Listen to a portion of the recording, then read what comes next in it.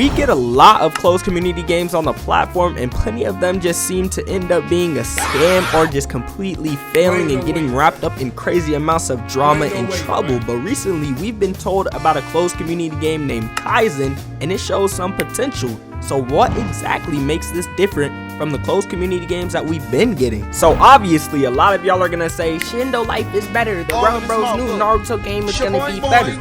First things first, let us at least get Rel C's before you talk about their new Naruto game. And second, Shindo was good in its prime, but you can't tell me in the big 2025 you are sitting here and still playing Shindo. There's no way you don't have every Gen 3 by now. There's no way you don't have every bloodline by now. There's nothing else for you to do. I know they update the game still, but I don't think they add any content. Correct me if I am wrong, but we done with the 90s. We need to move on to new Naruto games. But first things first, we just need to talk about the combat that Kaizen has. And if you're wondering why a Naruto game is named Kaizen, I cannot tell you, because to be completely honest, I do not know either. But the combat is not parry based. Now this might turn a lot of y'all away, because y'all see a closed community game, y'all want that parry based stuff, you want that type soul combat, but this game does not have that type soul combat. Now don't let this scare you, type soul fiends or CC fiends in general, because it's not like that Blocks Fruits, GPO, Project Slayers, whatever type of combat. Now if you're in a fight, you can hold block mid combo. Now I don't mean if you're getting the brakes absolutely beat off your bones, you cannot do it like that. But after the first two M1s, I believe you can hold block, or you can perfect dash out of the combo, or perfect dodge, whatever it's called. And obviously you have a substitution, because you're a ninja. If you couldn't turn into a log, you some fodder, and you don't deserve that headband. You gotta get kicked out of your village. And for you combat fiends, this substitution is what they would call a single use parry. It's the closest thing to parrying you'll get. So if you want parrying, just spam that R key on your keyboard. It cancels the M1s and it gets you out of combos, so it's perfect for resetting a fight. And I better not see no comments saying type soul clone, because the only similar thing to type soul about this game is that it's closed community and it wants to go public. But moving on to the next point, we actually have to talk about how you get access to the game. Now you might be like, yo, why am I dedicating a whole section to this? And it's because, you know, most closed community games, you gotta pay, you gotta just know the right people, or you just gotta do the right thing, which is probably glaze the developer or glaze the owner or something like that. So to get into Kaizen, no, you don't have to know the owner. You don't have to be born in the same hospital as the head developer for VFX or scripting, none of that. You don't gotta spend your life savings like it's Ninja. To get in, all you have to do is participate in their in-game events.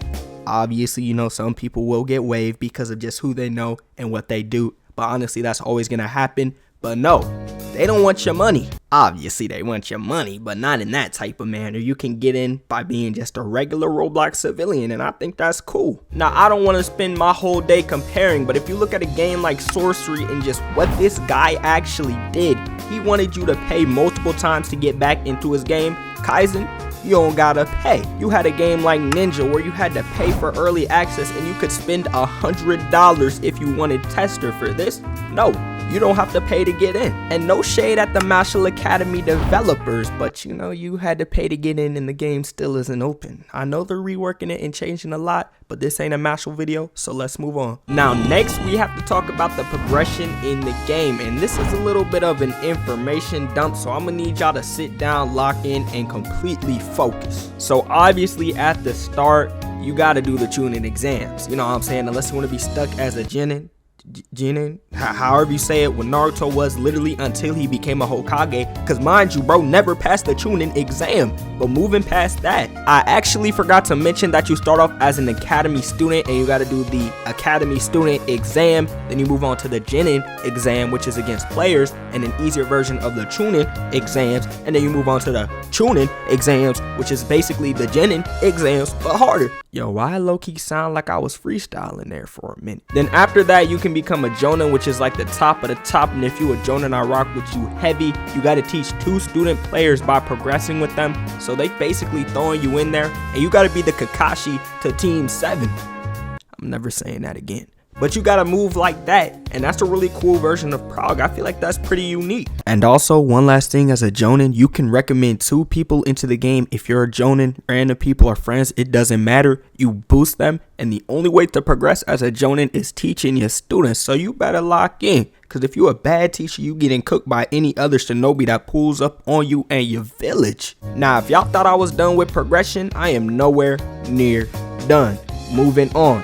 To make player builds, you can choose between a certain amount of passives, and they said that this is similar to Deepoken's talent cards, and I better not see a comment saying that this game copied Deepoken. Deepoken did not invent talent cards. Now there's a skill tree that you have to unlock, and yes, sadly, you do get them from Jutsu Scrolls. And what are Jutsu Scrolls? Type Soul skill boxes. And if you played Type Soul, you know the struggle, you know the pain of getting a skill box. Every single time you finish a raid and that skill box drops, the whole lobby is jumping you. You can't run, you can't hide, because they're fiending for those hog frags. It was insane. And you best believe if one of them scrolls has a summoning jutsu on it, you getting jumped for it. I'm not saying summoning jutsu is finna be fire, but I don't know what the equivalent of a hog frag in this game is finna be. Now finally moving towards in-game progression, there's a Jinchuriki system. Obviously, it's Naruto. They have a Sage system as well. They also have specific progressions for specific different types of clans. For example, you're gonna have a different progression for the Uchiha eyes rather than some random bum you'll catch in the academy that never made it past the first stage of being a ninja. But obviously in closed community, you're gonna have a Hokage in your village, and all your stuff weighs on him. Your weapons, you better make sure Brody don't send you bankrupt or your entire village is fried. And they'll also have events such as Ambu Hunts, which is like an assassination. They go for a certain target, they get that dude, he's gone. They have village wars, they have village raids, and they have economy raids, so you can steal a bag if your village is broke. Now, given when the game goes public, I don't know how they're gonna have a specific Hokage, since everybody can play, unless they're still gonna have that. The Hokage could end up not being in your server. They still could do village raid wars. It could just be all villages fighting each other, like in Type Soul when you had the faction wars. But other than that, I kind of want to see how that turns out. And then obviously I know y'all are wondering if it's a bandit beater, and most closed community games aren't a bandit beater, at least to my knowledge, and this one isn't as well. There is PvP, it's mainly PvP progression. They do have PvE with the Jinchuriki bosses, and there are bandits, but they say the bandits are mad intelligent. I'm not gonna lie, I was getting cooked by one, but I kind of do suck at this game. And then finally, we just have to talk about the miscellaneous things in the game, the small stuff that matters. Now, first off, I know you've been seeing me run. I know you've been seeing me wall run, slide off of these ledges, go flying through the sky, tree jump, all of that stuff. In this game, the parkour is there. You feel like a real ninja. I felt like I was low-key moving. And for those real ones who know, I felt faster than the sticky ninja. Pause if you don't know him, but if you know him, I'm talking about a real cool math game. And then moving on to the developers, a lot of closed community games have some pretty twisted developers. Now, we probably haven't seen anything because Kaizen ain't out yet, but from what I know, to my knowledge, I talked to one of the developers, he was mad chill. You know what I'm saying? And that goes a long way saying someone's chill in a closed community game, because most of them are unhinged. But he told me how the other developers are chill too. They really do care about their game, and I hope the best for them, and I hope it stays chill, because if it doesn't stay chill, that ain't finna be good. And then no glaze, because of course I truly mean it. I really like how the map looks. I'm gonna say this is one of my more favorite maps, and to be honest, I don't have a list of favorite maps, but I did like running around this map and exploring the scenery. It's a huge map, and every village is on one server, and you might think that'll make you laggy, but nah, this junk is optimized. I was running a smooth, and when I say smooth, I mean smooth,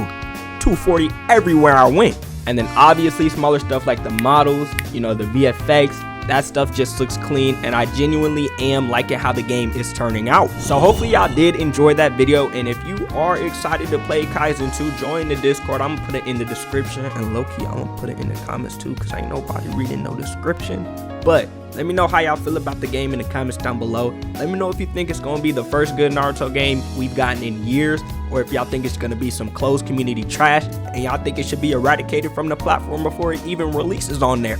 But I'm gonna stop my yapping. Make sure to like, subscribe, turn on notifications so you never miss a video again, because that's all I post. I say this every video. But have a great rest of your Saturday, and I'll catch y'all in the next one.